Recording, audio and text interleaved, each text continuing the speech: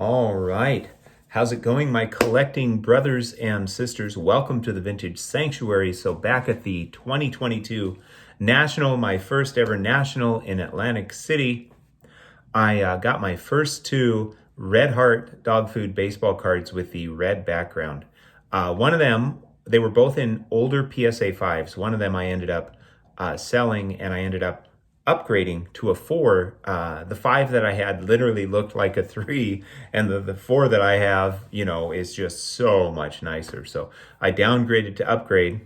But anyway, I got my first two, and I've been on a journey over 3.5 years to complete all 11 of the 1954 Red Heart dog food cards with the red background. So there's 11 with a red background, 11 with a green, 11 with the blue. Now, if you go after the 11 with the blue, that would be the most expensive because you've got the Mickey Mantle in there, and what a beautiful card.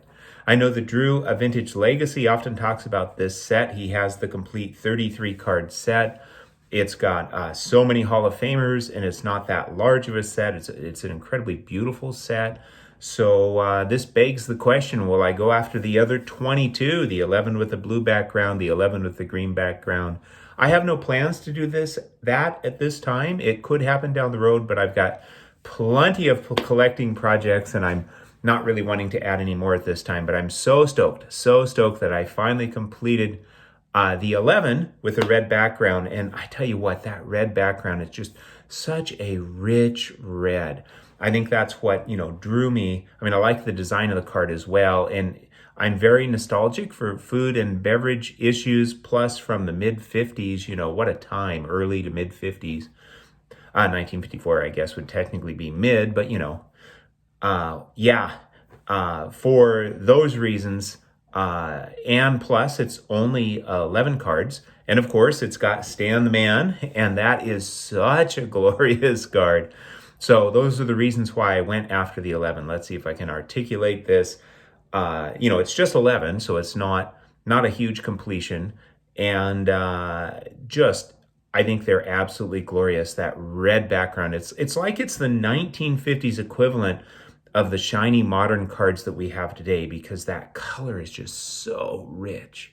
And then, of course, food and beverage issue.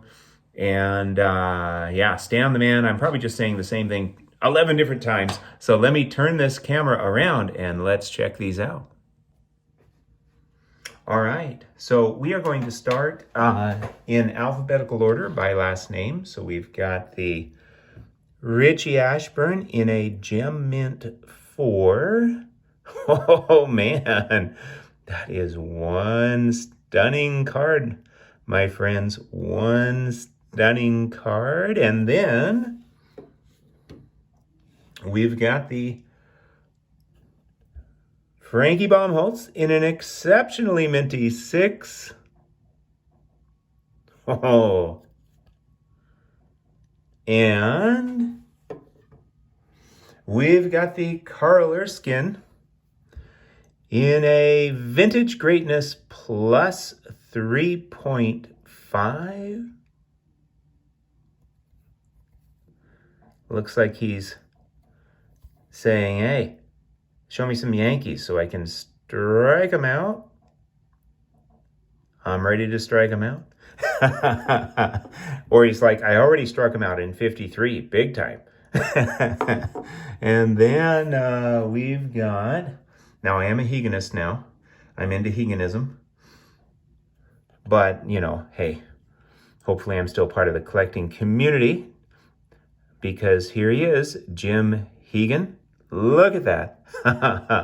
In another Gem Mint 4, and let's check out the back. And then I think we can show one more here. We've got the Ralph Kiner. This is the card I had in an old PSA 5 that looked more like a 3. It really was the condition, the eye appeal did seem pretty low for a 5. It was an old PSA 5, but now what's going on with this 4?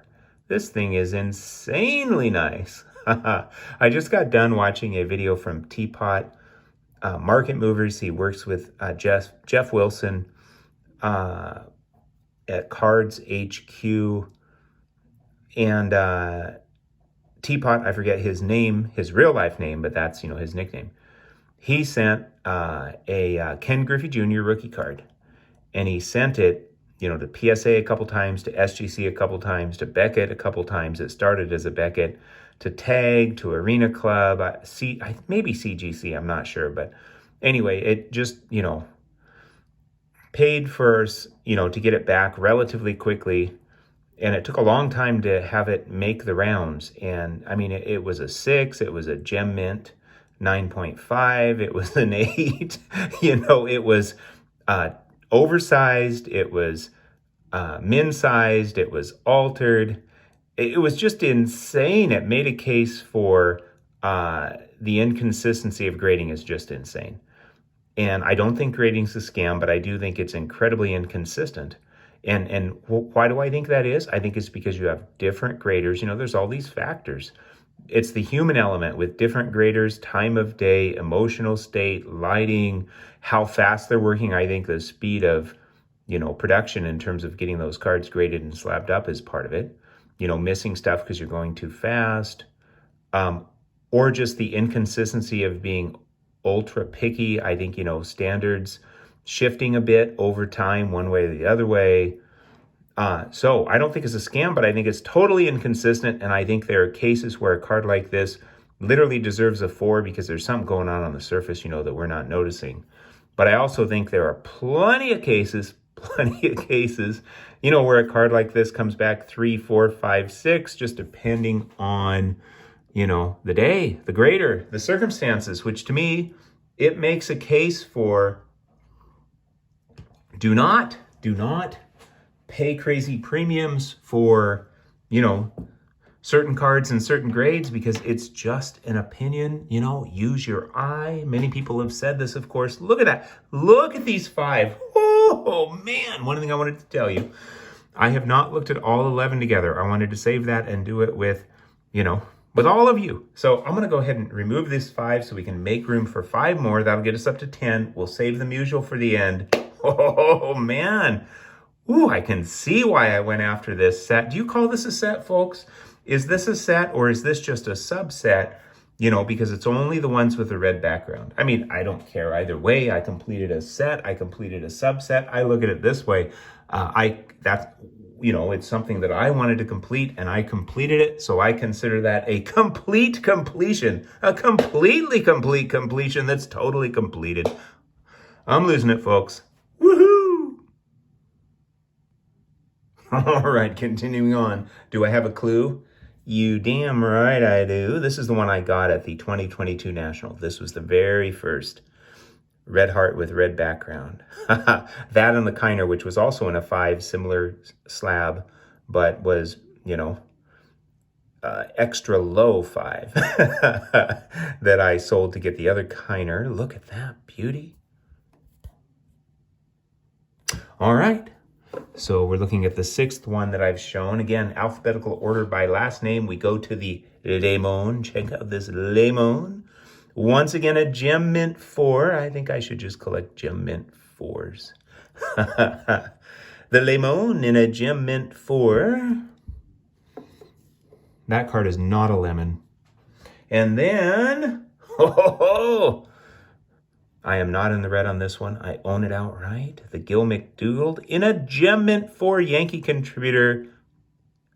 Oh, man, I tell you what, this 4 grade is, it's insane. This is insane to me. It's like, come on, man. You got a 10-point grading scale and this is a 4. I mean, hey, you can have, hey, the professionals can have whatever scale they want, right? But if we're talking about how appealing a card is, this is 4 out of 10? Are you freaking kidding me? Now, I know it's off-center on the back. That might be primarily what contributed to a 4, but does anybody really care? And these Red Heart dog food cards are so often off-center on the back. By the way, when it comes to the back, what I care about, I wouldn't want it cutting into the words for sure. I wouldn't want it cutting into the baseball. I don't know why, but visually that kind of would bug me if it were cutting into the baseball. I think there's a few I've passed on where it was doing that. So as long as it doesn't cut into one of those balls, as long as I've got my 2 balls, I'm good to go. Oh, that was innuendo. Should have left that. Should have left that for Pepino Man. All right.